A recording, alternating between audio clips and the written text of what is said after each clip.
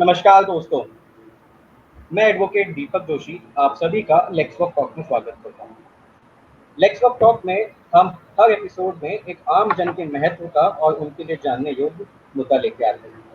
तो उसी कड़ी में आज भी हम आप सब के लिए जानने योग्य एक ऐसा मुद्दा लेके आए हैं जिसके विषय में आप डेली सुनते आ रहे होंगे या आपने सुना होगा।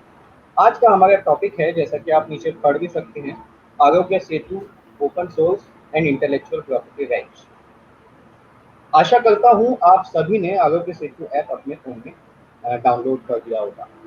यदि नहीं किया तो आप अभी भी कर सकते हैं। अब यदि आपको जानकारी हो तो 26 मई 2020 को भारत सरकार ने एक प्रेस रिलीज निकाला था, जिसके तहत उन्होंने इस आरोग्य सेतु ऐप को ओपन सोर्स में तब्दील कर दिया या परिवर्तित कर दिया जा सकता है। अब जैसा कि मैं हमेशा कहता हूँ और लेक्स बॉक्स में हम अपने दर्शकों को बताते भी रहते हैं कि we are governed by law, whatever we do there is something और समथिंग रिलेटेड टू लॉ। तो अब इस पूरे मुद्दे में भी कोई ना कोई लीगल पहलू तो अवश्य होगा। अब वो लीगल पहलू क्या होगा वो आपको आज हमारे जो विशिष्ट अतिथि हैं और स्पीकर हैं वो बताएंगे। आज का हमारा टॉपिक तो विशेष है ही, आज के हमारे अतिथि भी बहुत विशिष्ट हैं। आइए मैं आपको आज के हमारे अतिथि जी से मुलाकात करवा देता हूँ। आज हमारे अतिथि हैं ऑनरेबल श्री यतीन्द्र सिंह जी, पूर्व न्यायाधीश छत्तीसगढ़ हाईकोर्ट। नमस्कार सर, आपका स्वागत है। तो मैं शो में आगे बढ़ूँ, मैं अपनी ऑडियंस को थोड़ा सा अपने अतिथि और अपने स्पीकर से परिचित करवाना चाहता हूँ। हमारे जो आज के अतिथि हैं श्री यतीन्द्र सिंह जी, ऑनरेबल श्री यतीन्द्र सिंह जी छत्तीसगढ़ हाईकोर्ट के चीफ जस्टिस रह चुके हैं और इलाहाबाद हाईकोर्ट के जज रह चुके हैं। वर्तमान में यतीन्द्र सिंह जी सुप्रीम कोर्ट में सीनियर एडवोकेट के तौर पर प्रैक्टिस करते हैं। यतीन्द्र सिंह जी ने इलाहाबाद यूनिवर्सिटी से साइंस में अपनी ग्रेजुएशन की। उसके पश्चात 1973 में सर ने अपनी वकालत की पढ़ाई पूर्ण की। वकालत खत्म होने के बाद 1973 में सर ने बार ज्वाइन की। इसका मतलब ये हुआ कि 1973 से सर वकालत में आ गए। सर ने 1997 से लेकर 1999 तक उत्तर प्रदेश के एडिशनल एडवोकेट जनरल का पदभार संभाला। तत्पश्चात 5 फरवरी 1999 को सर इलाहाबाद हाईकोर्ट में परमानेंट जज नियुक्त हुए। यतीन्द्र सिंह जी ने 22 अक्टूबर 2012 से छत्तीसगढ़ हाईकोर्ट के मुख्य न्यायाधीश का पद का कार्यभार भी संभाला और 8 अक्टूबर 2014 को छत्तीसगढ़ हाईकोर्ट में मुख्य न्यायाधीश के पद से सर रिटायर हुए। अब जो आगे मैं बताने वाला हूँ ये बहुत इंपॉर्टेंट है। सर जब इलाहाबाद हाईकोर्ट में जज थे और जब सर ने छत्तीसगढ़ हाईकोर्ट में मुख्य न्यायाधीश का पद संभाला, उस दौरान सर ने अपने एफर्ट से उन कोर्ट्स में कंप्यूटराइजेशन या कह लें कंप्यूटर से संबंधित व्यवस्था को सुधारा एवं उसका नवीनीकरण किया। सर के प्रयासों से ही इलाहाबाद हाईकोर्ट विश्व में पहला ऐसा हाईकोर्ट बना जिसमें कंप्यूटर की व्यवस्था जो थी वो ओपन सोर्स पे बेस्ड थी। आज जबकि लॉकडाउन में हम दिल्ली में भी जो भी हमारा वकालत होती है या आर्गूमेंट होता है हम वीडियो कॉन्फ्रेंसिंग से करते हैं। आज भी इलाहाबाद हाईकोर्ट और छत्तीसगढ़ हाईकोर्ट में वीडियो कॉन्फ्रेंसिंग एक ऐसे ऐप से होती है जो कि ओपन सोर्स है। अब 29 नौ 2014 को Yatindra ji faculty of law Allahabad university में विजिटिंग प्रोफेसर के तौर पर नियुक्त हुए। अब इतना वास्ट एकेडमिक और प्रोफेशनल मैंने सर की प्रोफाइल बताई, लेकिन इसके साथ साथ ये समझना भी बहुत आवश्यक है कि सर एक बहुत ही टीम स्पोर्ट्समैन भी हैं। आपको जान के आश्चर्य होगा, मुझे तो बहुत हुआ था कि यतीन्द्र जी ने उत्तर प्रदेश को पूरी स्टेट को टेबल टेनिस में रिप्रेजेंट किया एक। और सर अपनी यूनिवर्सिटी इलाहाबाद यूनिवर्सिटी में टेबल टेनिस और स्क्वैश के कप्तान भी थे और साथ साथ चैंपियन भी रहे हैं। सर आपका बहुत बहुत दोबारा से तहे दिल से स्वागत है शो में। हमारी बहुत खुश होगी आप आज के टॉक में। अब हम आज के टॉक में आगे बढ़ें, इससे पहले मैं आपको लेके जाना चाहूँगा अक्षय जी के पास। अक्षय जी आप लोगों को बताएंगे कि असलियत में, नमस्कार अक्षय जी। अक्षय जी हमें बताएंगे कि दरअसल आरोग्य सेतु है क्या। Over to you Akshay ji. जरूर, बहुत बहुत शुक्रिया Deepak ji. Aarogya Setu is an Indian open source cross platform covid contact tracing, syndromic mapping and self-assessment digital service. Basically, it is developed by National Informatics Center under Ministry of Electronics and Information Technology. जिस तरीके से काम करता है, it detects and tracks the user's movement with the help of GPS and Bluetooth sensors and sends out the notification to the user if they come in contact with the infected people by using a database and algorithms. इसके अंदर 4 main sections होते हैं। 4 section होते हैं। एक user का status बताता है कि ये कितने रिस्क में है कोविड के सिनेरियो में। दूसरा एक सेल्फ असेसमेंट करता है उसका, जैसे कि उसके सिम्टम्स के बारे में जानेगा कि उसे खांसी है नहीं, बुखार है नहीं, और उसका रिस्क प्रोफाइल जज करेगा कि किस कैटेगरी में आ रहा है। अगर ग्रीन है तो सेफ है, येलो है तो इसको एक क्लिनिक में जाना जरूरी है। अलॉन्ग विद दैट ये वाला ऐप आपको बताता है कोविड-19 के स्टेटस क्या है, अपडेट्स क्या है लोकल एरिया में और नेशनल एरिया में, और आपको यहाँ पे ई पास की सर्विस मिलती है। तो आरोग्य सेतु अब तक मोर देन 128 मिलियन लोगों ने डाउनलोड कर चुके हैं भारत में, और ये बहुत ही काबिल साबित हो रहा है इस कोरोना की लड़ाई में हमारे को सपोर्ट करने के लिए। Over to you. Thank you very much Akshay ji. अब अक्षय जी ने जैसा कि हमें बता दिया आरोग्य सेतु क्या है, हम अब आज के टॉपिक जो कि है हमारा आरोग्य सेतु ओपन सोर्स इंटेलेक्चुअल जाएंगे। उससे पहले मैं अपने दर्शकों को, सर ने हमें कहा था एक प्रेजेंटेशन भेजी थी, कहा था अपने दर्शकों से उसको साझा कर दूँ। मैं अपने दर्शकों को वो प्रेजेंटेशन दिखाना चाहता हूँ। The totter standard here. अरे सर, ये लगता है मुझे कुछ गलत तो नहीं खुल गया। हम आरोग्य सेतु पे बात करें तो ये कछुआ और खरगोश कहाँ से आ गया, आप ही समझाइए sir. Over to you sir. नमस्ते। आज की शाम शुभ और मंगलमय। बिल्कुल चिंता मत कीजिए, घबराइए भी नहीं। कछुए और खरगोश का बहुत गहरा और पुराना संबंध है ओपन सोर्स के साथ। इस चर्चा के दौरान मैं इस संबंध के बारे में भी बात करूंगा, बिल्कुल चिंता मत कीजिए। आज का विषय कुछ टेक्निकल भी है और कुछ बौद्धिक संपदा अधिकारों की भी हम लोग बात करेंगे, लेकिन ये आपको बिल्कुल समझ में आएगा, इसमें कोई भी मुश्किल नहीं है, बस जरा सा ध्यान दीजिएगा। आरोग्य सेतु के बारे में बहुत सारे प्रश्न हैं, बट आज जो विषय हम लोग ने चुना है वो विषय है कि आरोग्य सेतु को ओपन सोर्स क्यों बनाया गया, इसके क्या फायदे। इस पूरी चर्चा को मैंने 4 भाग में इसको तोड़ा है। नंबर 1, ये सॉफ्टवेयर होता क्या है। नंबर 2, ये सॉफ्टवेयर कानून में किस तरह से प्रोटेक्ट होता है। नंबर 3, ये ओपन सोर्स क्या भला है। नंबर 4, इसके क्या फायदे हैं, यानी कि सरकार ने इसे क्यों ओपन सोर्स किया। इसके पहले मैं अपने पहले भाग में जाऊं, मैं 2 शब्दों को आपको बताना चाहूंगा, कंप्यूटर सॉफ्टवेयर या जिसे शॉर्ट में सॉफ्टवेयर कहते हैं, और कंप्यूटर प्रोग्राम।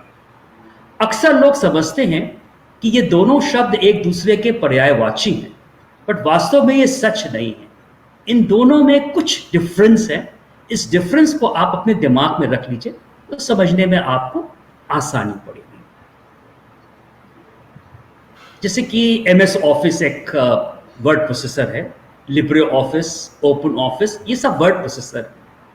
इसमें आप लोग अपनी पिटिशंस टाइप करते हैं, आप लोग अपने चिट्ठियां टाइप करते हैं, और सबसे इंपॉर्टेंट अपने बिल भी टाइप करते हैं, सबसे महत्वपूर्ण है। अब वर्ड प्रोसेसर में आप बहुत सारे काम कर सकते हैं। किसी को बोल्ड कर सकते हैं, किसी को सेंटर में कर सकते हैं पोर्शन को, किसी पोर्शन को आप इटैलिक्स में कर सकते हैं। तो ये अलग अलग काम हैं। तो किसी एक काम करने के लिए एक कंप्यूटर प्रोग्राम होता है, और ये सारे कंप्यूटर प्रोग्राम जितने काम वो मतलब सॉफ्टवेयर कर सकता है, मिलके उस सॉफ्टवेयर को बनाते हैं। यानी कि जो वर्ड प्रोसेसिंग का सॉफ्टवेयर है या कोई और सॉफ्टवेयर है, it is a collection of computer programs. आजकल तो अपने देश में मॉनसून आ गया है, बारिश हो रही, तो यदि सॉफ्टवेयर को हम समझें कि ये बारिश है, तो कंप्यूटर प्रोग्राम वास्तव में उसमें गिरने वाली बूंदें। अब चलते हैं हम लोग पहली बार और समझते हैं कि सॉफ्टवेयर होता क्या है। सॉफ्टवेयर के कंप्यूटर प्रोग्राम के 2 हिस्से होते हैं। Number 1 source code, number 2 object. पहले समझते हैं सोर्स कोड क्या होता है। हम लोग हिंदी बोलते हैं, कुछ लोग तमिल बोलते हैं, कुछ कन्नड़ बोलते हैं, कुछ मलयालम बोलते हैं, कुछ लोग अंग्रेजी बोलते हैं, और हम लोग अपनी भाषाओं के पीछे एक दूसरे की गर्दन काटते रहते हैं, लड़ते रहते हैं। बट कंप्यूटर कभी लड़ते नहीं हैं, क्योंकि कंप्यूटर केवल एक ही भाषा समझती है। ये भाषा है 1 और 0 की, हाँ या ना की।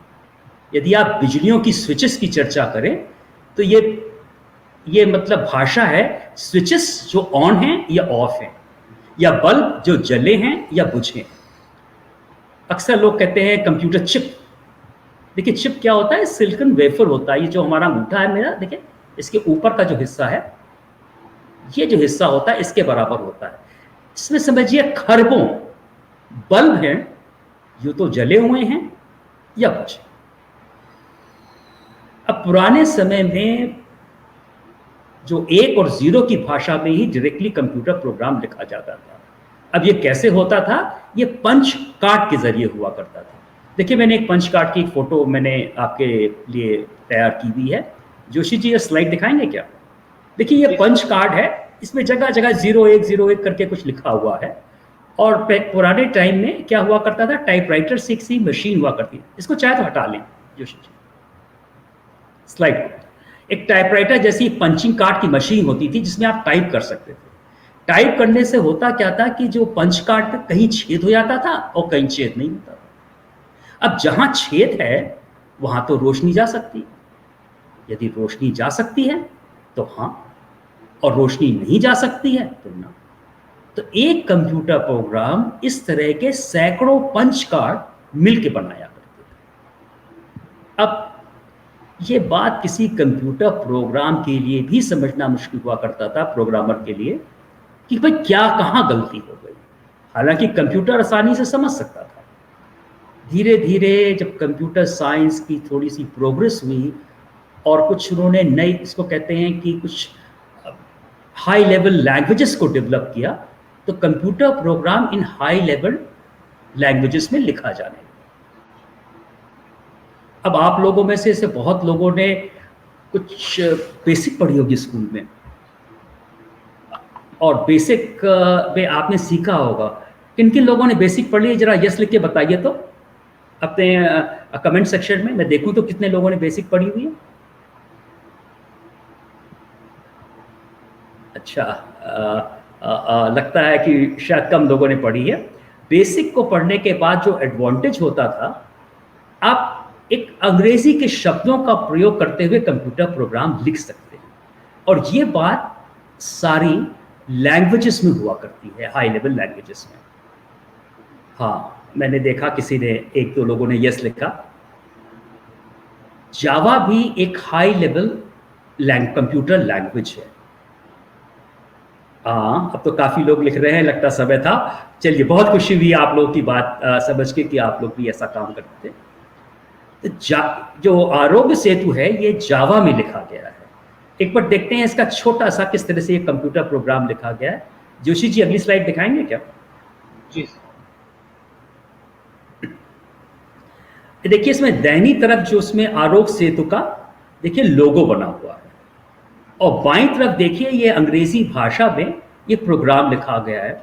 इस लिखा हुआ है package nic.goi.arogsetu.m models data class Bluetooth model val name string val address val RSSI। तो एक तरह से आप यदि भाषा को जानते हैं, अंग्रेजी भाषा को, तो आप समझ सकते हैं क्या लिखा हुआ है। जोशी जी जब तक मैं कहूं नहीं तब तक स्लाइड मत हटाया करिए। ओके, देखिए इसमें जो ब्लूटूथ लिखा हुआ है, तो जो आरोग्य सेतु है ये एक तरह से ब्लूटूथ टेक्नोलॉजी का प्रयोग करता है, और ब्लूटूथ की टेक्नोलॉजी से यह पता करता है आप किन से मिल रहे हैं। ये कुछ वही पार्ट जो उसका है कंप्यूटर प्रोग्राम का, आरोग्य सेतु का, ये वो वहां पे कुछ लिखा हुआ है। इसको आप हटा सकते हैं जोशी जी स्लाइड। आप यदि अंग्रेजी समझते हैं तो आप मोटा मोटा इसको समझ सकते हैं, लेकिन कंप्यूटर प्रोग्राम तो बहुत आसानी से समझ सकता है। लेकिन अभी कंप्यूटर इसको नहीं समझ सकता। जब कंप्यूटर प्रोग्राम इस तरह से लिखा जाता है तो उसको हम लोग सोर्स कोड कहते हैं। अब जितनी भी हाई लेवल लैंग्वेजेस होती हैं, इनमें एक प्रोग्राम होता है जिसको हम लोग बोलते हैं कंपाइलर। तो सोर्स कोड को जब हम कंपाइलर के थ्रू रन करते हैं तो ये उसको उस भाषा में बदल देता है जो भाषा में कंप्यूटर समझ सकता है, यानी 1 और 0 की। जब ये उस भाषा में बदल दिया जाता है तो इसको बोलते हैं ऑब्जेक्ट कोड या मशीन। जब आप किसी ऐप को एक डाउनलोड करते हैं या आप कोई कंप्यूटर सॉफ्टवेयर अपने कंप्यूटर पे इंस्टॉल करते हैं तो वास्तव में आप ऑब्जेक्ट कोड ही इंस्टॉल करते हैं या ऑब्जेक्ट कोड ही डाउनलोड करते हैं। यही आपके स्मार्टफोन पर किसी भी ऐप को चलाता है या आपके कंप्यूटर को ये चलाता है। अब हम लोग चलते हैं अपने एक दूसरे भाग पे कि कंप्यूटर जो सॉफ्टवेयर है किस तरह से कानून में प्रोटेक्ट किया जाता है। देखिए, जो प्रॉपर्टी होती है वो 2 तरह की होती है, टैंजिबल और इनटैंजिबल। टैंजिबल प्रॉपर्टी वो प्रॉपर्टी होती है जिसको आप छू के फील कर सकते हैं, जैसे आपका स्मार्टफोन। आप स्मार्टफोन हाथ में पकड़े हुए हैं, आप जानते हैं यहाँ पे। कुर्सी जिस पे आप बैठे हैं, मेज जिस पे आपका एक लैपटॉप रखा हुआ है, तो ये सारी चीज़ें टैंजिबल हैं। और जो टैंजिबल चीज़ें होती हैं इनमें जो राइट्स लाई करते हैं वो होते हैं पोजेशन के राइट, मॉर्गेजर और मॉर्गेजी के राइट, लाइसेंसर एंड लाइसेंसी के राइट, लेसर और लेसी के राइट्स, ओनरशिप के राइट्स। ये सारे राइट्स डिफाइन करते हैं टैंजिबल प्रॉपर्टी को। अब दूसरी तरह की जो प्रॉपर्टी होती है उसको कहा जाता है इनटैंजिबल, यानी जिसको छू के आप पता नहीं लगा सकते। जैसे मैं आपके बीच में बोल रहा हूं, आप मेरी पिक्चर देख रहे हैं, आप छू के पता नहीं लगा सकते कि मैं बोल रहा हूं या इसमें क्या हो रहा है। जब कभी आप छूइएगा तो आप स्मार्टफोन को ही छू पाइए, या आप कंप्यूटर को छूइएगा तो कंप्यूटर या लैपटॉप की स्क्रीन को ही छू पाइएगा। तो इस तरह की प्रॉपर्टीज को हम लोग इंटैंजिबल कहते हैं। इंटैंजिबल प्रॉपर्टीज में जो राइट्स लाई करते हैं उनको कहा जाता है बौद्धिक संपदा अधिकार, इंटेलेक्चुअल प्रॉपर्टी राइट्स, या शॉर्ट में आईपीआर। अब जैसे गुड्स और सर्विस के साथ जो आईपीआर होता है वो ट्रेडमार्क के नाम से जाना जाता है। इन्वेंशन में जो होता है वो पेटेंट के नाम से जाना जाता है। और बहुत सारे राइट्स जो होते हैं वो जगह से जुड़े होते हैं, उनको जियोग्राफिकल इंडिकेशंस कहा जाता है। मैं इलाहाबाद का हूँ, जैसे इलाहाबाद के अमरूद, नागपुर का संतरा, बासमती चावल, ये सब जियोग्राफिकल इंडिकेशंस हैं और ये भी एक तरह का आईपीआर है। अब आपसे कोई कहे कि आपने, यतीन सिंह ने एक भाषण दिया था, उस भाषण को डिस्क्राइब कीजिए, तो ये जो डिस्क्रिप्शन आप लिखेंगे, हर व्यक्ति जो लिखेगा डिस्क्रिप्शन ये अलग अलग होगा। और ये डिस्क्रिप्शन में जो राइट लाई करता है वो राइट उसको कहते हैं कॉपीराइट। अब ये जो कॉपीराइट होता है ये उसको बिलोंग करता है जो कि लिखता है। अब याद कीजिए, जो मैंने आपको सोर्स कोड दिखाया था वो एक तरह का डिस्क्रिप्शन ही है। It is a description of a passage of a computer program. तो इसमें भी कॉपीराइट लाई करता है। हम डिस्क्रिप्शन पब्लिश्ड है, कोई दूसरा आदमी उसे चुराकर अपने नाम से, मतलब एक तरह से अपने नाम से पब्लिश कर दे या उसकी नकल उतार ले, तो एक कॉपीराइट का इन्फ्रिंजमेंट होगा। अब मान लिया जाए कि आपने उस डिस्क्रिप्शन को लिख तो लिया लेकिन ताले में बंद कर दिया। हो सकता है किसी दूसरे व्यक्ति को उसका उसी तरह का कोई आइडिया आए और वो उससे मिलता जुलता उस बात को लिख दे, सोर्स कोड लिख दे, या कोई भी डिस्क्रिप्शन जो आपने लिख के अपने ताले में बंद करके रखा है उसको लिख दे। तब ये नहीं कहा जा सकता कि उसने आपके कॉपीराइट का इन्फ्रिंजमेंट किया, क्योंकि उसके ये दिमाग की उपज है। जो आईपीआर्स भी होते हैं ना, they are creations of mind. तो यदि कोई आपके माइंड के क्रिएशन को कॉपी कर ले तो ही उसका इन्फ्रिंजमेंट होता है। बट उसने बिना आपके डिस्क्रिप्शन को पढ़े हुए, बिना उसको देखे हुए, यदि वास्तव में उसने अपने मन से कोई बात लिख दी तो कॉपीराइट का फिर इन्फ्रिंजमेंट नहीं। लेकिन यदि कोई चोर आपने जो डिस्क्रिप्शन को ताले में बंद करके रखा हुआ है उसकी चोरी करे और उसको अपने नाम से पब्लिश कर दे, तो ये इलीगल काम हुआ। इसके मतलब ये आपने डिस्क्रिप्शन को लिख के भी कहीं रख लिया है तो भी कुछ ना कुछ राइट उसमें लाई करते हैं, और ये जो राइट का नाम है वो है ट्रेड सीक्रेट, अनडिस्क्लोज। अब आपको मालूम है दुनिया की सबसे पुरानी ट्रेड सीक्रेट क्या है? Coca Cola. कोई नहीं जानता कोका कोला के मिश्रण में क्या है, बस कोका कोला की बोतल का मिश्रण आया, उसमें पानी मिलाया, बॉटलिंग की और बेचना चाहा। कोका कोला की कंपनी आज से 130 साल पहले स्टैब्लिश हुई, बस इसके मालिक ही को मालूम है उस कोका कोला में क्या है। अब जैसे पेप्सी कोला वालों ने कोका कोला से मिलता हुआ एक पेय निकाल लिया, तो उन्होंने तो उनकी मतलब जो ट्रेड सीक्रेट था कोका उसको तो कॉपी किया नहीं, इसमें कोई इलीगल बात नहीं। तो आप इंडिपेंडेंटली कोई काम कर सकते हैं लेकिन चोरी नहीं कर सकते। तो सोर्स कोड में दो तरह के एक राइट्स लाई करते हैं, कॉपीराइट के और ट्रेड सीक्रेट। अब चल के देखते हैं कि ऑब्जेक्ट कोड में क्या राइट्स लाई करते हैं। सबसे पहले ये सवाल उठा 1980 के दशक में ऑस्ट्रेलिया में। ये एप्पल कंप्यूटर का केस था। जब ये केस सुप्रीम कोर्ट में पहुंचा तो यूनानिमसली लोगों ने ये होल्ड किया कि जो सोर्स कोड होता है उसमें तो कॉपीराइट लाई करता है, लेकिन जो ऑब्जेक्ट कोड के बारे में लोगों के बीच में कुछ डिफरेंस ऑफ ओपिनियन हो गया। मेजॉरिटी ने कहा यह कॉपीराइट का उल्लंघन नहीं होगा। देखिए मेजॉरिटी के जज साहब क्या कहते हैं। जोशी जी जरा सा नेक्स्ट स्लाइड को करिए, इसको पढ़िए और पढ़ने के बाद इसको हटा दीजिए। इसको पढ़िए भी।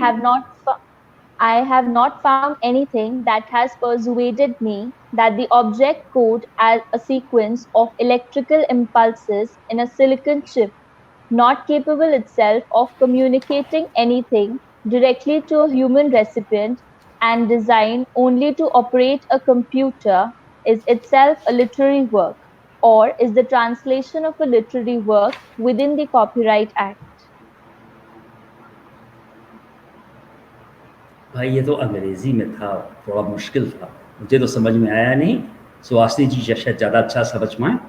मैं तो यही समझ पाया इसका मतलब है नेहरू प्लेस जिंदाबाद। अब ये मत कहिएगा कि आपको मालूम नहीं है कि नेहरू प्लेस में क्या होता है। लॉकडाउन खत्म हो गया है, एक दिन नेहरू प्लेस घूम के देखिए वहाँ क्या होता है, आपको सब समझ में आ जाएगा। अब मान लिया जाए कि ये प्रॉब्लम अपने देश में हुई होती तो क्या होता? क्या यही फैसला होता या कुछ अलग? बिल्कुल नहीं, यह फैसला कभी नहीं होता।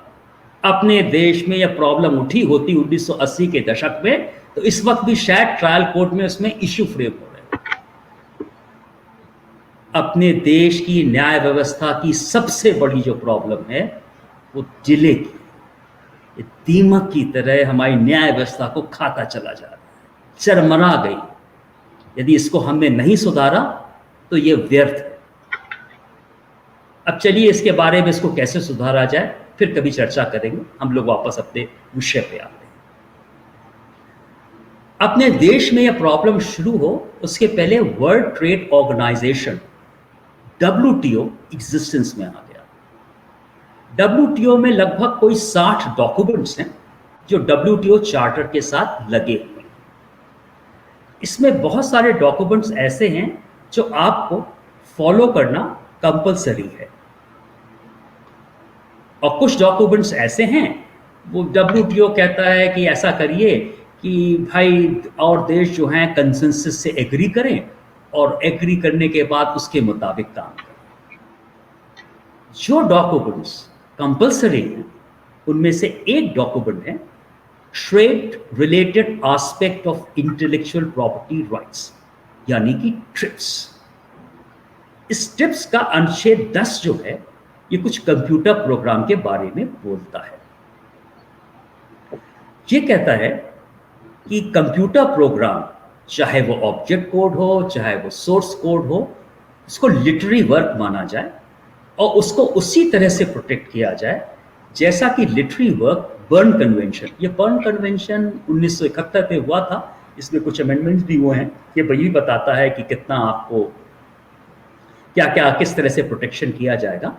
तो ट्रिप्स का जो अनुच्छेद 10 है वो कहता है कि कंप्यूटर प्रोग्राम को, ऑब्जेक्ट कोड को और सोर्स कोड दोनों को लिटरेरी वर्क मानकर उसी तरह से प्रोटेक्ट कीजिए जिस तरह से लिटरेरी वर्क को एक बर्न कन्वेंशन में प्रोटेक्ट किया गया।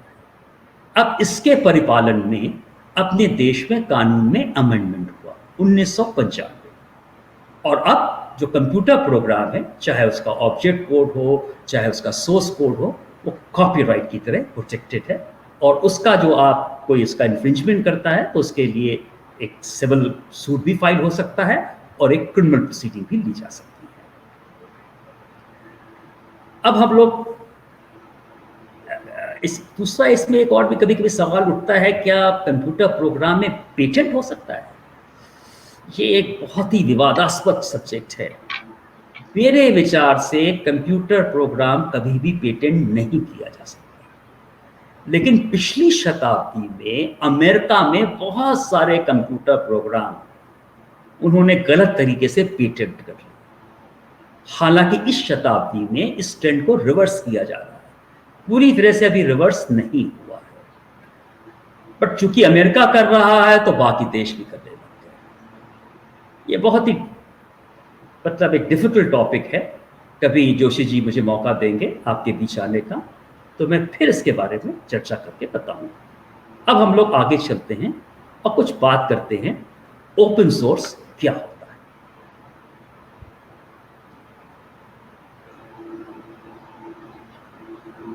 ओपन सोर्स जानने से पहले हम लोग जानें कि ये फ्री सॉफ्टवेयर क्या होता है, क्योंकि फ्री सॉफ्टवेयर जो है ये पहले आया, ओपन सोर्स बाद में आया।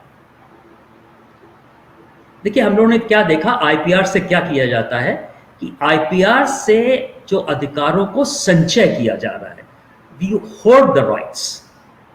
लेकिन यदि आप ये सोचते हैं कि दुनिया में सब लोग आईपीआर का प्रयोग कर अधिकारों का संचय कर रहे हैं, तो ये आपकी गलतफहमी है। सब लोग ऐसा नहीं कर रहे। कुछ लोग ऐसे भी हैं जो आईपीआर का इस तरह से प्रयोग कर रहे हैं कि दुनिया में कोई भी व्यक्ति उसका संचयन, अधिकारों का संचय न कर पाए। और सबसे पहले एक व्यक्ति जो इस बात को कहने के लिए आए, उनका नाम था Richard Stallman. Richard Stallman Massachusetts Institute of Technology, ये दुनिया का सबसे अच्छा टेक्निकल इंस्टीट्यूट माना जाता है।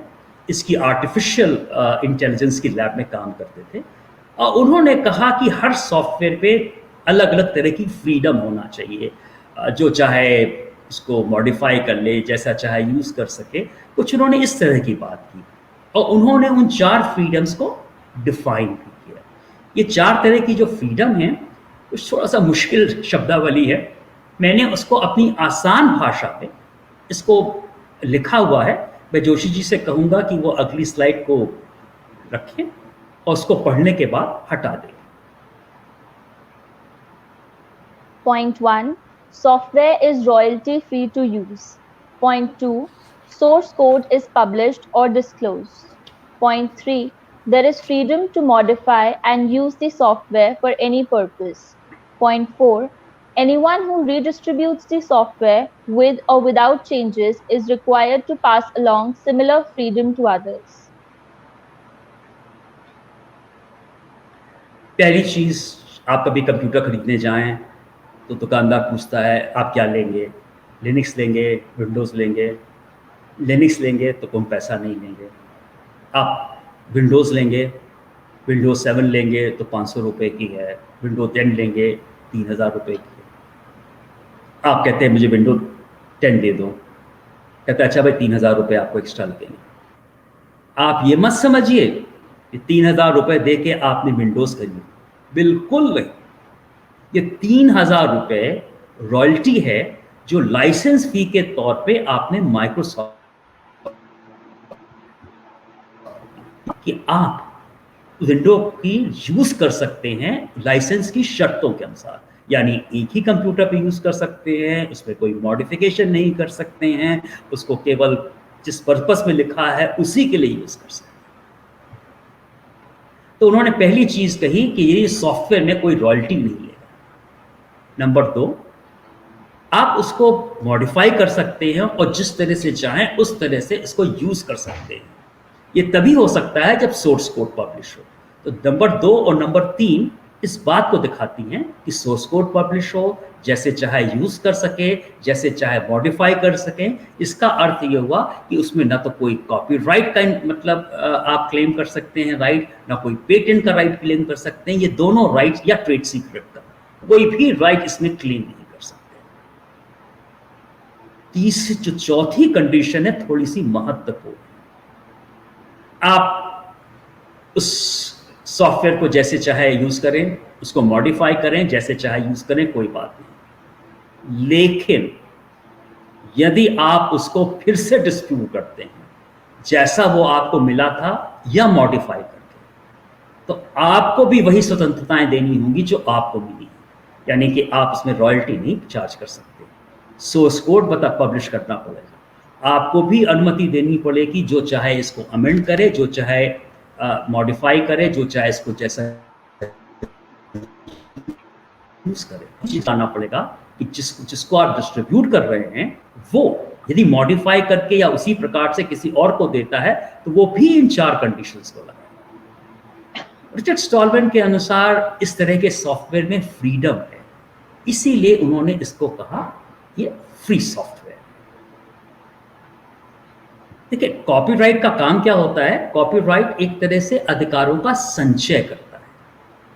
रिचर्ड स्टॉलमैन ने क्या किया कि कॉपीराइट का प्रयोग करते हुए मतलब एक तरह से सारे अधिकारों को समाप्त कर दिया, यानी कि अनुच्छेद 370 से 370 ही खत्म कर दिया। कॉपीराइट का ठीक उल्टा काम कर दिया। अब कॉपीराइट का तो उल्टा कुछ होता नहीं, हाँ, राइट का उल्टा लेफ्ट जरूर होता है।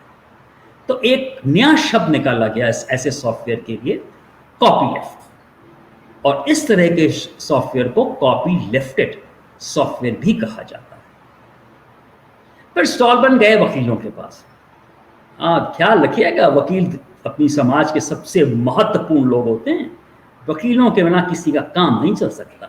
स्टॉलमैन साहब ने वकीलों से कहा, भाई ऐसा करो, मेरे लिए एक लाइसेंस तो लिख दो जिसमें इस तरह की कंडीशंस इनकॉर्पोरेट हो। तो वकीलों ने उनके लिए एक लाइसेंस लिखा और उस लाइसेंस का नाम उन्होंने दिया जनरल पब्लिक लाइसेंस, यानी कि GPL। और इस तरह के सॉफ्टवेयर को GPL सॉफ्टवेयर भी कहा जाता है, यानी कि फ्री सॉफ्टवेयर, कॉपी लेफ्टेड सॉफ्टवेयर और GPL सॉफ्टवेयर, ये एक ही चीज है। स्टॉलमैन साहब कहा करते थे कि think free as in free speech, not as in free beer. मतलब जो फ्री शब्द है उसको उस तरह से सोचो जैसा कि फ्री स्पीच में है, न कि जैसा मुफ्त शराब में। अब चलते हैं तो जानते हैं ओपन सोर्स ये कब आया, मतलब किस तरह से शुरू हुआ, इसके बारे में कुछ अब चर्चा करते हैं। धीरे धीरे जब 80 के दशक में फ्री सॉफ्टवेयर आया और धीरे धीरे कुछ समय बीतने लग गए तो फ्री सॉफ्टवेयर का एक तरह से रुतबा बढ़ने लग गया। तो प्रोप्राइटरी सॉफ्टवेयर वालों को बड़ी घबराहट लगी, तो उन्होंने फ्री सॉफ्टवेयर के खिलाफ FUD फड चालू कर दिया। फड मालूम है क्या होता है? F माने फियर, U माने अनसर्टेनिटी, D माने डाउट। तो फड एक तरह की सेल्समैन गिमिक है जो कोई भी कंपनी अपने कॉम्पिटिटर्स की तरफ के लिए फैलाती है, ताकि लोग कॉम्पिटिटर्स के मतलब प्रोडक्ट को ना खरीद के उसकी कंपनी के खरीदें। दूसरी बात क्या था, रॉयल्टी नहीं ली जा सकती है, तो कुछ ये एंटी बिजनेस भी मतलब एक फीलिंग हुई। हालांकि ऐसा है नहीं, ओपन मतलब फ्री सॉफ्टवेयर से भी बहुत पैसा कमाया जाता है, लेकिन बस कमाने का तरीका अलग होता है। पर कॉरपोरेशन को यह लगा अब कॉरपोरेशन इसको यदि अडॉप्ट करने से थोड़ा सा हिचकिचाने लगी, यदि कॉरपोरेशन नहीं हिचकिचाएंगी तो फिर पैसा नहीं आएगा। ये तो आपको मालूम है, मनी मेक्स अ मैन गो। ठन ठन गोपाल से कोई काम होता नहीं है, मतलब पैसा तो चाहिए। तो भाई दो लोग थे फ्री सॉफ्टवेयर के सपोर्टर, एरिक रेमंड और ब्रूस पेरेंस। इन्होंने कुछ और फ्री सॉफ्टवेयर के लोगों को इकट्ठा किया और इकट्ठा करके 1990 के दशक के अंत में कैलिफोर्निया में एक मीटिंग की, 1998 में शायद, और उन्होंने एक कंसोर्टियम बनाया, उसका नाम रखा ओपन सोर्स इनिशिएटिव। इसमें उन्होंने 10 गाइडलाइंस ले डाउन की और यह कहा कि जो सॉफ्टवेयर प्रकाशित किया गया है उसके यदि जो लाइसेंस है वो इन 10 गाइडलाइंस को पूरा करता है तो वो ओपन सोर्स सॉफ्टवेयर कहलाया जाएगा। यानी कि ओपन सोर्स सॉफ्टवेयर सब तरह के सॉफ्टवेयर नहीं होते। यदि आपने अपना सोर्स कोड पब्लिश कर दिया है तो ये मत समझिए कि वो ओपन सोर्स हो गया। ओपन सोर्स होने के लिए उसको सॉफ्टवेयर पब्लिश होने के साथ साथ उसमें वो 10 गाइडलाइंस भी कंप्लाई करनी चाहिए जो ओपन सोर्स इनिशिएटिव की। इनमें से 3 ऐसी कंडीशंस हैं जो बहुत ही महत्वपूर्ण हैं। चलिए हम उनको देखते हैं। दिखाएंगे जोशी जी अगली स्लाइड।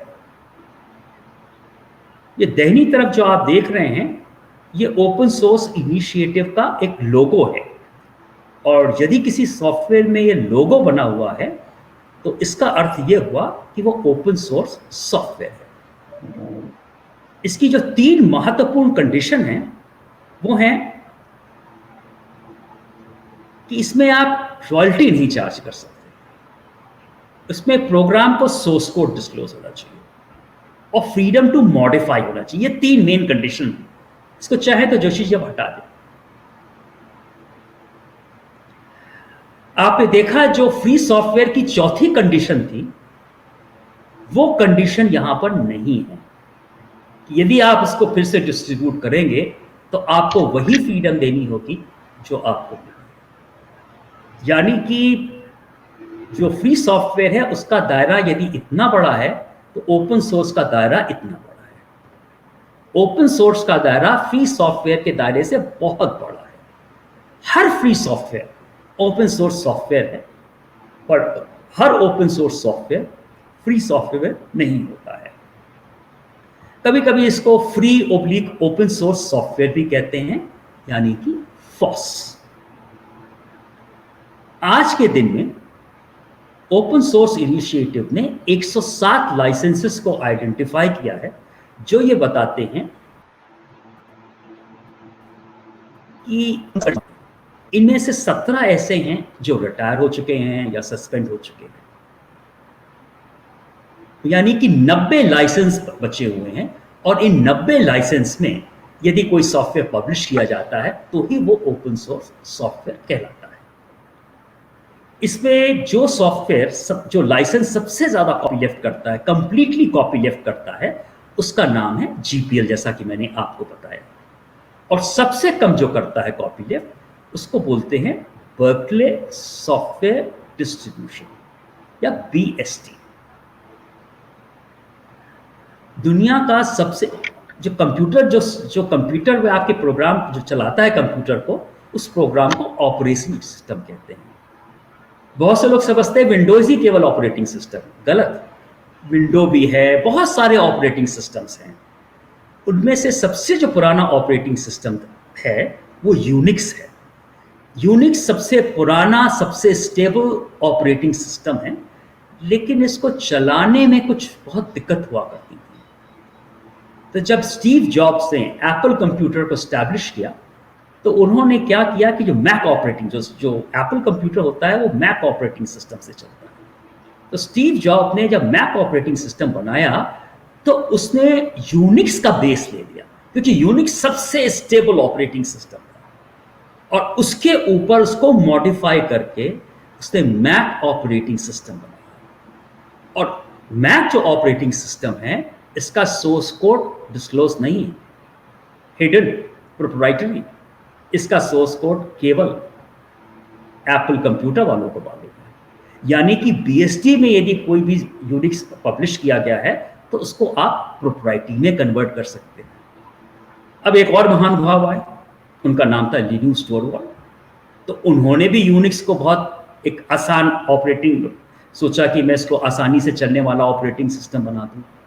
तो उन्होंने जिस ऑपरेटिंग सिस्टम को बनाया वो हो गया लिनुक्स यूनिक्स, या शॉर्ट में लिनक्स। लिनुक्स टोरवाल्ड ने लिनक्स को GPL में पब्लिश किया, यानी कि इसको टोटली कॉपी लिफ्ट कर दिया। तो BSD एक जो BSD लाइसेंस के अंदर जो सॉफ्टवेयर पब्लिश होता है उसको आप जिस तरह से चाहें उस तरह से बदल सकते हैं, टोटल प्रोप्राइटरी या टोटल कॉपी लिफ्ट। इसके बीच के जो एक तरह से 88 लाइसेंस बचे वो इन दोनों लाइसेंस BSD कॉपी लेफ्ट इन दोनों के बीच में कहीं। अब अलग अलग जो वेबसाइट्स होती हैं ये वेब सर्वर पे होस्ट की जाती हैं। वेब सर्वर पे होस्ट करने के लिए भी अलग अलग तरह के सॉफ्टवेयर होते हैं। इनमें सबसे लोकप्रिय जो सॉफ्टवेयर है उसका नाम है अपैची। अब भाई कुछ लोग अपैची भी कहते हैं, मालूम नहीं क्या करेक्ट प्रोनाउंसिएशन है, मेरे हिसाब से इसका करेक्ट प्रोनाउंसिएशन अपैची है। अपैची जो है ये अपैची का वर्जन 2 अपैची 2.0 में इस वक्त पब्लिश्ड है, और आरोग्य सेतु जो है वो इसी अपैची 2.0 में पब्लिश किया गया है। अपैची 2.0 BSD और GPL के ठीक बीचों बीच समझ ही आता है, और अपैची 2.0 के सॉफ्टवेयर को आप मॉडिफाई कर सकते हैं। जो मॉडिफिकेशन आप करेंगे उसको आप जिस तरह से चाहें उस तरह से पब्लिश कर सकते हैं, यानी वो प्रोप्राइटरी भी हो सकता है, GPL भी हो सकता है। लेकिन जो अपैची 2.0 में पब्लिश्ड है कम से कम वो सॉफ्टवेयर अपैची 2.0 में ही पब्लिश किया जाएगा, या उसको आप चाहें तो और कॉपी लिफ्ट कर सकते हैं। लेकिन अपैची 2.0 में जितना वो कॉपी लिफ्टेड है आप उससे कम नहीं कर सकते। प्लस आपको यह भी बताना पड़ेगा कि आपने अपैची का कौन कौन सा प्रोग्राम मॉडिफाई कर दिया, यानी कि कहीं बीच में ये लाई करता है। अब हम लोग चलते हैं कि भाई इसके क्या एडवांटेजेस हैं अपने चौथे भाग पे।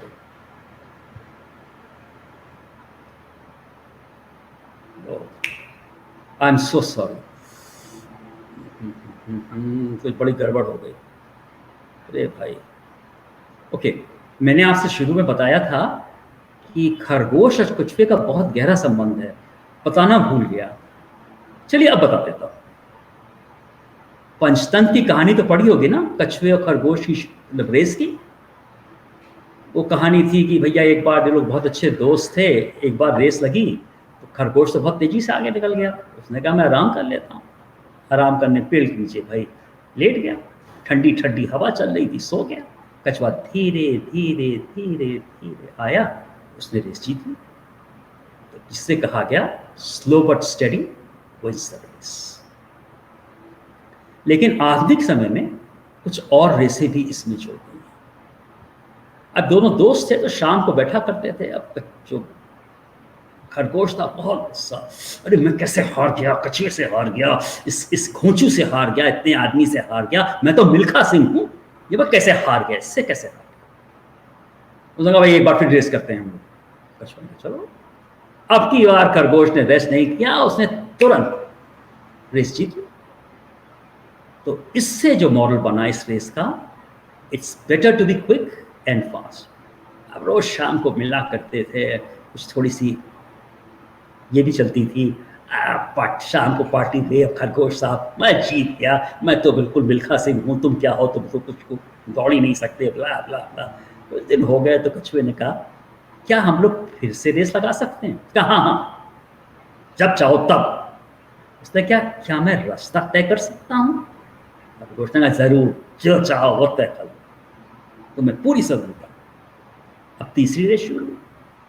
अब की बार रास्ते में एक नदी थी। खरगोश बहुत तेजी से आया, नदी तक तो पहुंच गया, उसको तैरना नहीं आता। अब उसकी समझ में नहीं आया कि मैं नदी कैसे पहुंचूं। कछुआ फिर धीरे धीरे धीरे धीरे। और नदी के पास पहुंचकर तैरकर फिर रेस जीत ली। तो तीसरी रेस का जो मतलब एक मॉरल है वो ये है, everyone has got a strong points, everyone's got a weak points, always play on your strong points। हमेशा स्ट्रॉन्ग पॉइंट्स पे खेलिए, अपने कमजोर पॉइंट्स में नहीं। फिर बैठ गए। अब खरगोश जो था बहुत उदास रहता था, रोज शाम को आता था, रोज तो एक लेते थे, फिर धीरे धीरे खरगोश ज़्यादा लेने लग गया। तो कछुए को लगा कहीं मेरा दोस्त जो है वो अल्कोहलिक ना हो जाए। तो उसने कहा, दोस्त मित्र, एक रेस हम लोग फिर से लगाए। तो बोला, भाई क्या फ़ायदा है यार, तो नदी रख लो कि मैं तैर तो सकता नहीं, जी जाओगे, क्या फ़ायदा, मैं नहीं लगा। तो उसने कहा, रास्ता हम लोग वही करते हैं पर रेस लगाने का तरीका बदल देते हैं। खरगोश ने कहा, ये क्या मतलब? उसने कहा, ऐसा करो कि ज़मीन पे तुम मुझे अपनी पीठ में बैठा लो और नदी में तुम मेरी पीठ में बैठ जाओ। दोनों एग्री कर गए। तो वो नदी तक तो खरगोश कछुए को पीठ में उठा कर ले गया और नदी पे कछुए ने खरगोश को पीठ में बैठा दिया। हुआ क्या, इस कारण से रेस बहुत जल्दी खत्म हो गई। दोनों आपस में बात करते चले, कुछ रेस का आनंद भी अलग था और जल्दी से कंप्लीट कर लिया। तो चौथी जो रेस का जो मॉरल है, कंसोलिडेट स्ट्रॉन्ग। ओपन सोर्स जो है यही सबसे अच्छा है, ऑलवेज कंसोलिडेट स्ट्रॉन्ग पॉइंट्स। यही कारण है कि सरकार ने आरोग्य सेतु को ओपन सोर्स किया। मैंने एरिक रेवन की चर्चा की थी। ये 1997 में एक लिनक्स की कॉन्फ्रेंस, लिनक्स एक ऑपरेटिंग सिस्टम है जो जैसा मैंने बताया कि लिनुक्स टोरवॉल्ड ने जो बनाया है।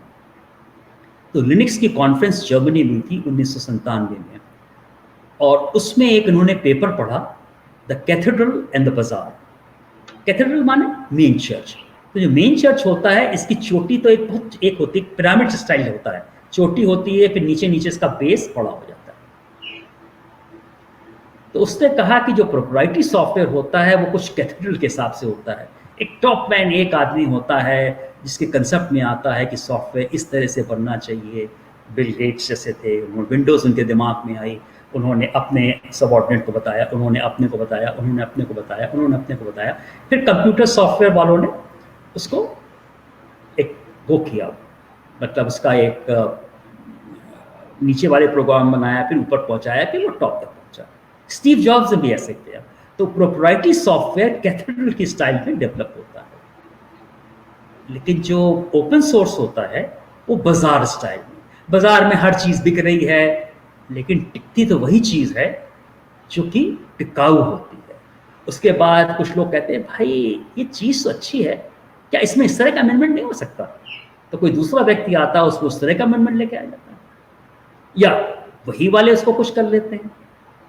तो ये कुछ ओपन सोर्स जो होता है कुछ बाजार स्टाइल में डेवलप होता है। अल्टीमेटली बाजार में जो चीज टिकती है वो टिकती है जो सस्ती हो और टिकाऊ हो, मजबूत हो। देखिए, वो उन्होंने उस अपने भाषण में और एक पैराग्राफ को बोला हुआ था। मैं चाहूंगा दीपक जोशी जी अभी दिखाइएगा।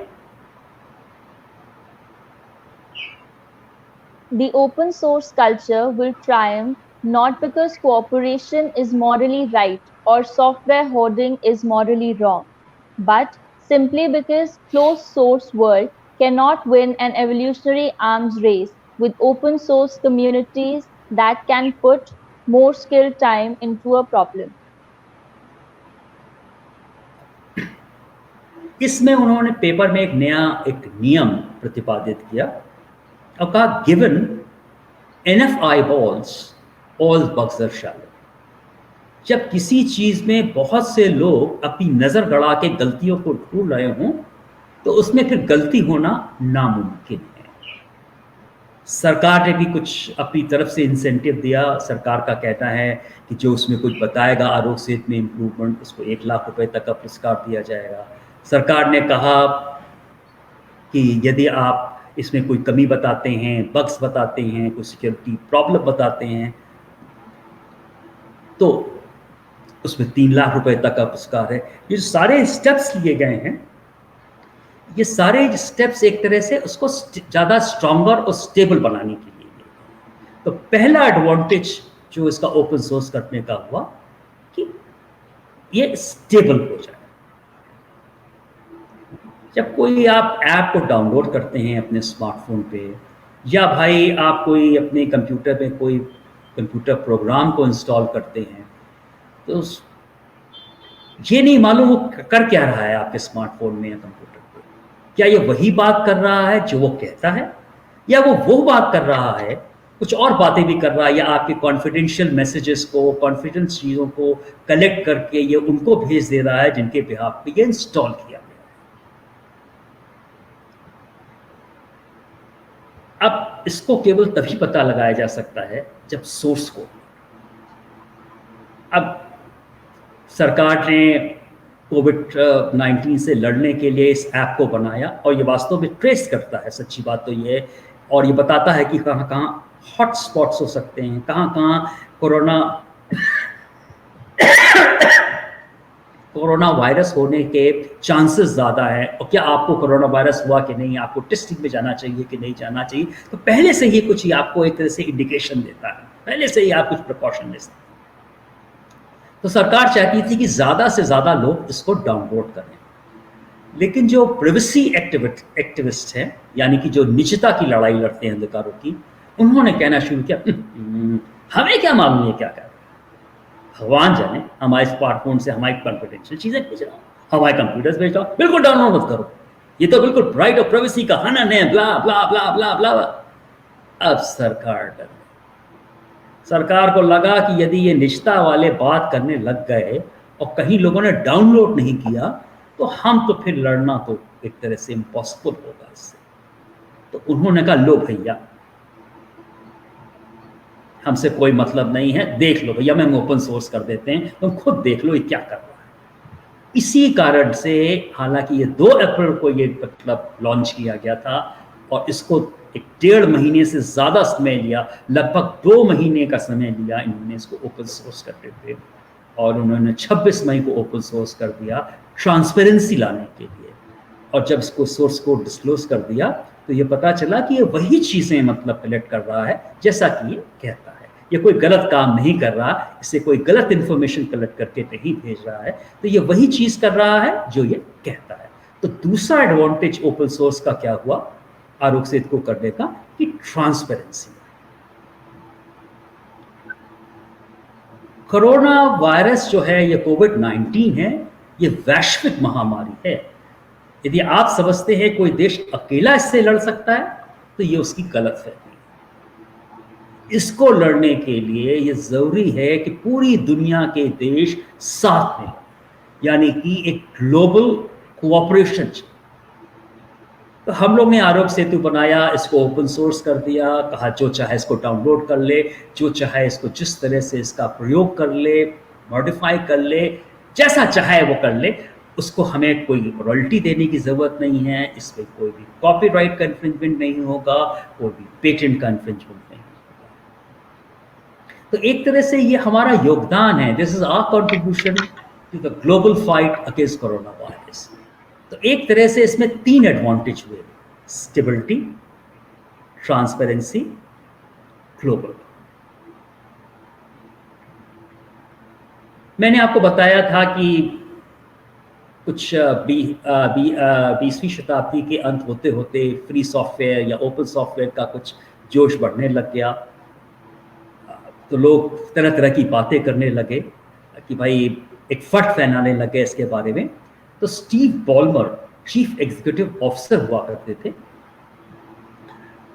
माइक्रोसॉफ्ट के, तो उन्होंने पिछली शताब्दी के अंत में, शायद अंत में कहा या शुरू में 2001 में या 2000 में, एक उन्होंने एक स्टेटमेंट दिया, Linux is a cancer to everything that it touches. हम लोग के अब तो बहुत सारी बीमारियां मतलब अनक्योरेबल हैं, पर जब हम लोग पढ़ते थे विश्वविद्यालय पे तो बहुत बार कहते थे दुनिया में 2 चीज़ का क्योर नहीं है, एक तो आपको अपने बारे में गलतफहमी हो, यदि आप समझते हैं कि आप देवानंद हैं और आप पे सब लड़कियां मरती हैं, तो ये आपकी गलतफहमी है, या आप एल्बर्ट आइंस्टाइन हैं, तो आपकी गलतफहमी है क्योर कोई दुनिया में कोई जना क्योर नहीं कर सकता। और दूसरी अनक्योरेबल चीज है वो कैंसर। तो स्टीव बॉलबर ने कहा ये तो कैंसर है, लिनक्स फ्री सॉफ्टवेयर तो कैंसर है, दूर रहो इससे। लेकिन इस 20 सालों में ये सब बदल गया। इसी साल MIT में एक कॉन्फ्रेंस हुई, तो ब्रैड स्मिथ, ये उनके मतलब एक जनरल मैनेजर है माइक्रोसॉफ्ट के और चीफ लीगल एडवाइजर हैं, उन्होंने कहा Microsoft was on the wrong side of the history when open source exploded in the beginning of this century। मतलब इस सेंचुरी के शुरू में ओपन सोर्स बड़ी तेजी से बढ़ रहा था, फैलाव हो रहा था, उस समय माइक्रोसॉफ्ट इतिहास के गलत राह पे खड़ा हुआ था। और इस 20 सालों में माइक्रोसॉफ्ट ने अपनी स्ट्रेटजी एकदम बदल दी है। वास्तव में दुनिया में इस वक्त माइक्रोसॉफ्ट बहुत कुछ ओपन सोर्स में कंट्रीब्यूट कर रहा है। उसका कंट्रीब्यूशन गूगल, फेसबुक और डॉक्टर से भी ज्यादा है। इलाहाबाद मतलब जो न्यायपालिका थी और अपनी सरकार थी, वो यही चीज जो पिछली शताब्दी में मतलब माइक्रोसॉफ्ट की थी, इनकी भी वही थी। इलाहाबाद हाई कोर्ट दुनिया का पहला हाई कोर्ट, पहला कोर्ट है। ये दुनिया का पहला गवर्नमेंट इंस्टीट्यूशन है जिसने पिछली शताब्दी में ही ओपन सोर्स और ओपन फॉर्मेट के महत्व को समझा।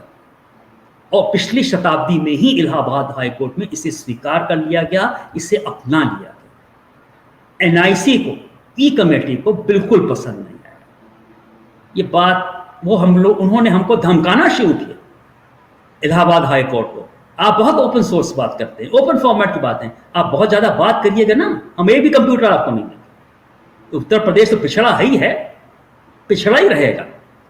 हमने उनको जवाब दिया, भाई पिछड़ा रहने दीजिए, हम जैसे हैं अच्छे हैं, लेकिन हम अपनी जो पॉलिसी है, अपनी नीति नहीं बदलते। अब उत्तर प्रदेश को इग्नोर नहीं किया जा सकता। प्राइम मिनिस्टर तो उत्तर प्रदेश का ही होगा। मोदी जी भी प्राइम मिनिस्टर बन नहीं पाए गुजरात से, बनने के लिए फिर बनारस यूपी आए। यदि यूपी छोड़ के चले जाएंगे जिस दिन, उस दिन हमारे प्राइम मिनिस्टर भी नहीं रहेंगे। तो यूपी की इंपॉर्टेंस अपनी जगह है। आप देखें तो हिंदुस्तान के इतिहास में सारे प्राइम मिनिस्टर, अधिकतर सब प्राइम मिनिस्टर यूपी से ही। मरता क्या ना करता, ई कमेटी को मानना पड़ा हमारी बात, फिर उन्होंने ओपन सोर्स में हमको कंप्यूटर सप्लाई कर दिया। लेकिन कुछ दिन काम करने के बाद NIC को लगा ये तो बड़ी अच्छी चीज है, हमने क्यों नहीं इलाहाबाद हाईकोर्ट की बात मानी। और हमारे कोई 10 साल बाद ई कमेटी ने और NIC ने हमारी बात मान ली, और इस वक्त न्यायपालिका में ओपन सोर्स पहले बात करते हैं तो ओपन सोर्स की बात करते हैं। तो इस तरह से उन्होंने इलाहाबाद हाई कोर्ट को फॉलो किया, चाहे वो सुप्रीम कोर्ट हो, चाहे वो कोई हाई कोर्ट हो, उन्होंने इलाहाबाद हाई कोर्ट को इस पॉलिसी पे फॉलो किया, अपनाया। लेकिन सरकार तो वहीं की वहीं रही। किसी सरकार ने ओपन सोर्स और ओपन फॉर्मेट को कोई भी मतलब तवज्जो नहीं दी। जब ये NDA की सरकार आई तो 2015 की अप्रैल में उन्होंने ओपन सोर्स और ओपन फॉर्मेट की पॉलिसी निकाली।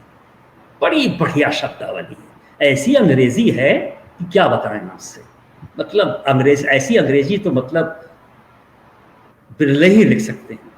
बनाई पॉलिसी तो लिख ली, उठा के तिजोरी में 7 तालों के अंदर बंद करके रख दी। अप्रैल 2015 के बाद कहीं बात ही नहीं, किसी को मालूम ही नहीं कि ये ओपन सोर्स की भी पॉलिसी कुछ होती है, बंद करके रख दी। बट जैसा कहते हैं, every cloud has a silver lining, हर बुराई में अच्छाई छुपी होती है।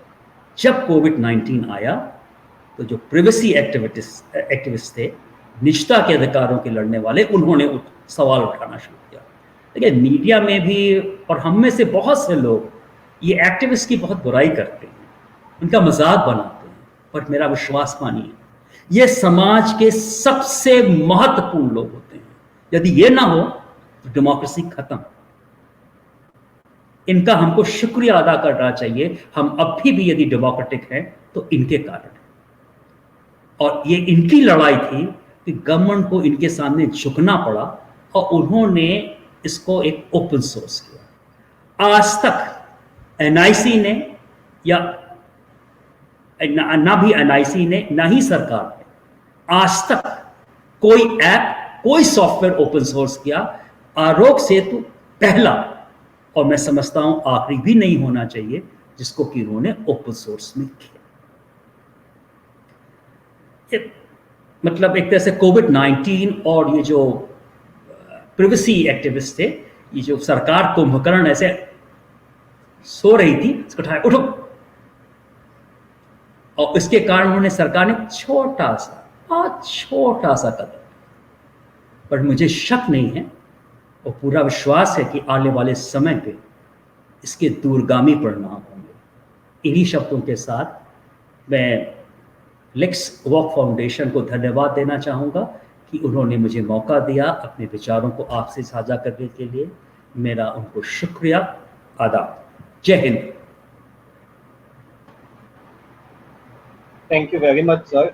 मुझे आशा है कि हमारे सभी दर्शकों को इतना कॉम्प्लेक्स इशू जिस रुचि से आपने, जिस शब्दावली में आपने समझाया, उनको इतना कॉम्प्लेक्स विषय भी बहुत सिंपल लगा होगा। और स्पेशली आपने जो कछुए और खरगोश के कॉन्टेक्स्ट में ओपन सोर्स की महत्वता समझाई, उसका महत्व समझाया, उसके लिए मैं आपका बहुत आभारी हूँ। सर, आगे बढ़ने के लिए हमारे लेक्स वॉक टॉक में एक सेशन रहता है क्वेश्चन आंसर का। हमारी ऑडियंस, हम अलग अलग जगह पे लाइव हैं इस वक्त, अलग अलग प्लेटफॉर्म पे, तो वो सवाल पूछते हैं। तो सर, उन्हीं सवालों के आपसे वो उम्मीद करते हैं आप उनके जवाब देंगे, तो उनके सवाल ले लेते हैं। अक्षय जी पहला सवाल पूछेंगे सर आपसे। क्या सवाल? सर नमस्कार सर। एक्चुअली एक सवाल पूछा गया, जब ये एक ओपन सोर्स है और शायद कोई क्लोज सोर्स भी होता होगा, जैसे आपने कहा जो जिसमें पब्लिश नहीं होता है उसको क्लोज सोर्स बोलते हैं। तो सर अब मान लीजिए किसी ने क्लोज सोर्स के अंदर कुछ ओपन सोर्स का डाल दिया या ओपन सोर्स का कुछ क्लोज सोर्स में डाल दिया, तो जो नया डेरिवेटिव वर्क आया है सर, तो उसको कैसे देखेंगे? क्लोज सोर्स मानेंगे या ओपन सोर्स मानेंगे? कॉपीराइट के क्या इशू आएंगे सर उसमें? फिर देखिए, ओपन सोर्स ये डिपेंड करता है किस लाइसेंस के अंदर उसको पब्लिश किया गया है। जो आपने दोनों को मिक्स यदि कर दिया है, वो किस लाइसेंस के अंदर पब्लिश किया गया है। यदि वो लाइसेंस ओपन सोर्स इनिशिएटिव की 10 गाइडलाइंस को कंप्लीट करता है तो वो ओपन सोर्स हो गया, नहीं तो नहीं। लेकिन आपने क्लोज सोर्स डाल दिया, सोर्स को नहीं किया, तो उसने तो उसको कंप्लाई नहीं किया, पहली गाइडलाइन को नहीं कंप्लाई किया, वो कभी भी ओपन सोर्स नहीं माना जाएगा। सर, एक सवाल हमारे ऑडियंस में से हैं, पंकज जी, उन्होंने पूछा है सर, जब हमने कहा ओपन सोर्स में सोर्स कोड जो है पब्लिक के लिए ओपन हो जाता है, तो इनका सवाल ये है कि क्या जब सोर्स कोड ओपन हो जाता है पब्लिक के लिए, तो जो इन्फॉर्मेशन ये ऐप कलेक्ट करता है, तो जो व्यक्ति वो सोर्स कोड का इस्तेमाल कर सकता है, या क्या ये इन्फॉर्मेशन उस तक जा सकती है? मतलब जो इन्फॉर्मेशन कलेक्ट की हुई है? जी सर। जो इन्फॉर्मेशन, वो तो जो इन्फॉर्मेशन जैसे आपने कलेक्ट कर ली, वो एक आरोग्य सेतु सर्वर पे चली जाती है, वो आरोग्य सेतु सर्वर पे रहती है। और जो आरोग्य सेतु का जो सर्वर है, उसका जो मतलब एक सॉफ्टवेयर है, वो सॉफ्टवेयर ओपन सोर्स नहीं है, वो क्लोज सोर्स है, वो किसको नहीं मिल सकता।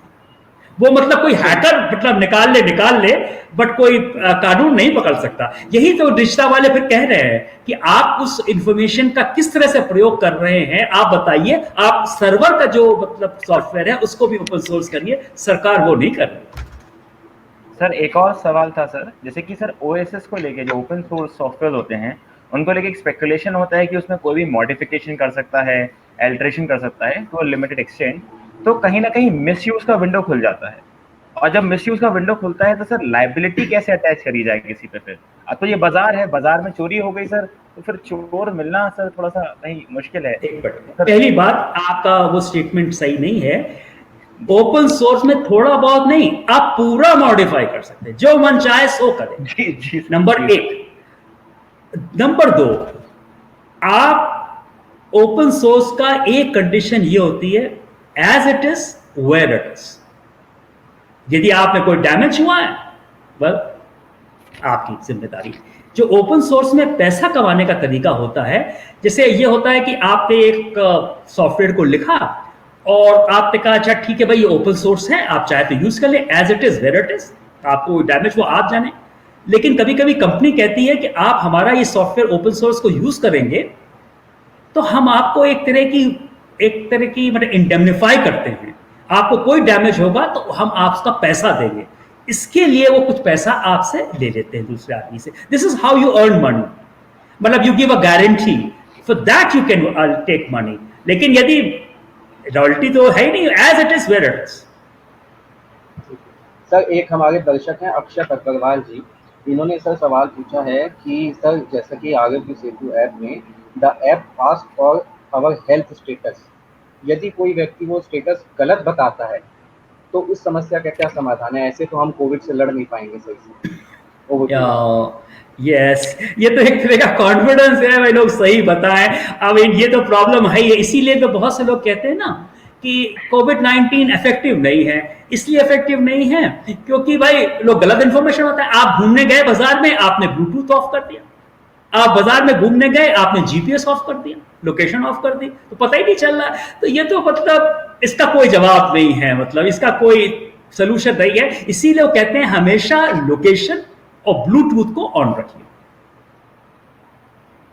सर एक ये मेरा ना निजी सवाल है सर जब आपने नोकिया की और माइक्रोसॉफ्ट की बात करी सर मेरे को लगता है कि जब एंड्रॉइड ने साबित कर दिया कि ओपन सोर्स से भी $1 बिलियन एंटरप्राइज बनाई जा सकती है, जिसे नोकिया ने एक्सेप्ट नहीं किया था शुरू में, ना ही माइक्रोसॉफ्ट ने एक्सेप्ट किया था, जैसे ही $1 बिलियन एंटरप्राइजेज और यूनिकॉर्न आना शुरू हुई ओपन सोर्स सॉफ्टवेयर यूज करके, उन्होंने तुरंत इसे कमर्शलाइज करने, मतलब कहीं ना कहीं मुझे लगता है कि जब तक कमर्शलाइजेशन का एंगल नहीं मिलता बड़ी कॉर्पोरेशंस को, वो लोग इंट्रोड्यूस ही नहीं होते हैं उस मॉडल में। सर IBM ने भी करा तो विंडोज से पछाड़ दिया सर उसके बाद जब विंडोज के बाद एप्पल ने उसे पीछे छोड़ा सर, फिर एप्पल के बाद आज ओपन सोर्स में गूगल ने पीछे छोड़ा सर नहीं बिल्कुल नहीं।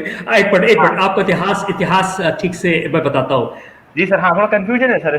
प्लीज देखिए, यदि बिल गेट्स जो हैं ये दुनिया के मतलब he is a most brilliant man, और यदि वो वकील होते तो दुनिया में उनसे अच्छा वकील नहीं होता। वो दुनिया में कोई काम करते वो इसमें एक्सीलेंट होते, और बिल गेट्स से ज्यादा शूट कोई व्यक्ति। IBM ने अपने जीवन में गलती क्या की, जब ये कॉन्ट्रैक्ट करने लग गए माइक्रोसॉफ्ट से, तो IBM का एक OS2 वॉक कनेक्ट जो सॉफ्टवेयर था वो विंडोज से कहीं मतलब 1000 गुना बेहतर था, मैक ऑपरेटिंग सिस्टम से बेहतर था। वो जब करने लग गए पर्सनल कंप्यूटर पे, तो उन्होंने बिल गेट्स ने ये कहा कि जो आप बनाएंगे उसमें आप डॉस यूज करेंगे, और इस तरह से उसने IBM को पछाड़ा, को डाउन, उसको कम कर दिया। ये तो जब हुआ क्या, अब यही तो स्टीव ब्रैड स्मिथ ने कहा कि we were the wrong side of the history. जब ये ओपन सोर्स ज्यादा पॉपुलर होने लगा और ये लगा कि भाई ओपन सोर्स ही फ्यूचर है, बल्कि एक इसकी 1976 में एक न्यूज वीक मैगजीन ने बिल गेट्स पे एक आर्टिकल लिखा था, और स्टीनबैक, आई थिंक कैनाडी रोक एक किताब है स्टीनबैक की, उसका एक कोटेशन उसने यूज किया कि जो हम कहते हैं ना काइंडनेस, कोऑपरेशन, ये जो अच्छी चीजें होती हैं, ये निशानी है एक फेलियर, एक सक्सेसफुल की निशानी है, कितना आप दूसरे का दमन कर सको, कितना वो कर सको। तो उसने ये जो बातें कही, ये बिल गेट्स के लिए वो न्यूज वीक में लिखी कही गई थी। तो आप ये मतलब ये जब ओपन सोर्स पॉपुलर होने लग गया तब इनको रियलाइज हुआ, और एक तरह से जब बिल गेट्स हटे, उन्होंने कंट्रोल छोड़ा, और नेल्सन मंडेला आए, तो इनको लगा कि ओपन सोर्स ज्यादा इंपॉर्टेंट है, और उन्होंने फिर ओपन सोर्स को कंट्रीब्यूट करना शुरू किया। और एक जगह बिल गेट्स ने केवल अपने जीवन में एक ही गलती की, वो मोबाइल का जो वो था, मोबाइल का जो रिवोल्यूशन था वो नहीं समझ पाया। इसीलिए नहीं तो हम लोग we would have been stuck with जो विंडोज है, वास्तव में जितने भी ऑपरेटिंग सिस्टम हैं उन सब में से सबसे खराब सिस्टम है ऑपरेटिंग सिस्टम, लेकिन we are stuck with it because he was able to dominate. वो वहीं पे मोबाइल वाली रिवोल्यूशन नहीं समझ पाया, और यही कारण है कि we have Android, we have iPhone, better system. Sir एक दो लोगों के क्वेश्चन है, मैं क्लब करना चाहता था। प्रीति जी और राहुल जी का क्वेश्चन है। वो सर एक तो इन्होंने पूछा है कि सर आप ओपन सोर्स सॉफ्टवेयर यूज करते हैं सर, और दूसरा आपने लिनक्स की बात की, तो लिनक्स पे वो बहुत डिफिकल्ट है, कैसे उसमें स्विच किया जा सकता है? बिल्कुल नहीं, मैं पिछले 20 सालों से मैं लिनक्स कर रहा हूं, और मैंने पिछले 20 सालों में मैंने कम से कम न दी होंगी तो सैकड़ों टॉक जो दी हैं, वो सारे प्रेजेंटेशन मैंने अपने लिब्रे ऑफिस या ओपन ऑफिस में बनाए हैं। और मैंने कई बार विदेशों में जाके भाषण दिया है, और मेरी बात आप मानिए, मेरे प्रेजेंटेशन उनके दिए गए प्रेजेंटेशन से किसी हालत में कम नहीं। आज का भी जो प्रेजेंटेशन है, मैंने उसे लिब्रे ऑफिस में बनाया है, इम्प्रेस में, पावर पॉइंट नहीं है। जब उसको मैंने पावर पॉइंट में कन्वर्ट किया तो उसकी फॉर्मेटिंग कुछ गड़बड़ हो गई। यदि मैं इसको दिखाता होता ओडीपी में तो ये बहुत ही अच्छा होता। मैंने पिछले 20 सालों से कभी भी विंडोज का यूज नहीं किया, ना मैंने मैक ऑपरेटिंग सिस्टम का यूज किया। मैं लिनक्स यूज करता हूं, लिब्रे ऑफिस यूज करता हूं, या ओपन ऑफिस यूज करता हूं, या फायरफॉक्स यूज करता हूं, या थंडरबर्ड यूज करता हूं। मैं बिल्कुल कोई भी प्रोप्राइटरी सॉफ्टवेयर यूज नहीं करता। मैंने आईफोन नहीं खरीदा। मेरे पास आप ये जो फोन है, ये देखिए, ये एंड्रॉयड फोन है। मैं एंड्रॉयड फोन पे काम करता हूं।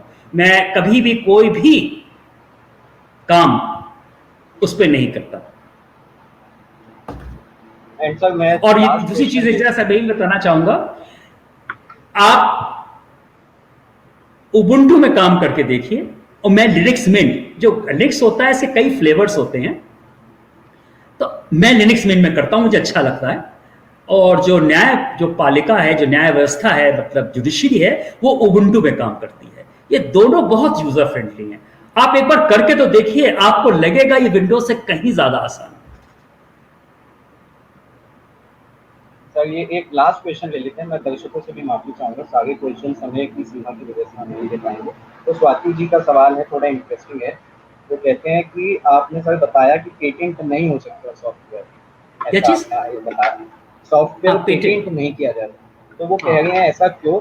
और आपने इसमें ये भी बताया कि आप दोबारा आएंगे, तो आप कब आएंगे उसको डिटेल में बताएंगे। देखिए, ये सवाल थोड़ा सा मतलब एक बहुत ही विवादास्पद है, डिबेटेबल है, कॉम्प्लिकेटेड है, आसान सवाल नहीं है। इसके लिए एक 2 मिनट 3 मिनट में मुझे भाषण मतलब से मैं आपको समझाना मुश्किल है। मोटे तौर पे ये समझ लीजिए कि जो कंप्यूटर सॉफ्टवेयर होता है, ये लॉजिक होता है, मतलब एक लॉजिक है। आप इलॉजिकल वे में कंप्यूटर सॉफ्टवेयर नहीं लिख सकते। लॉजिक कभी भी पेटेंट नहीं किया जा सकता। क्या आप कह सकते हैं 2+2 is 4 इसको आप पेटेंट कर सकते हैं क्या? Logic can not be patent. ये मोटा चीज है, मोटी चीज है। और जो यूरोप पेटेंट ट्रीटी है, उसमें खुद ही लिखा हुआ है the computer program can not be patented. Yet Europe की कंट्री पेटेंट कर रही है, क्योंकि अमेरिका कर रही है।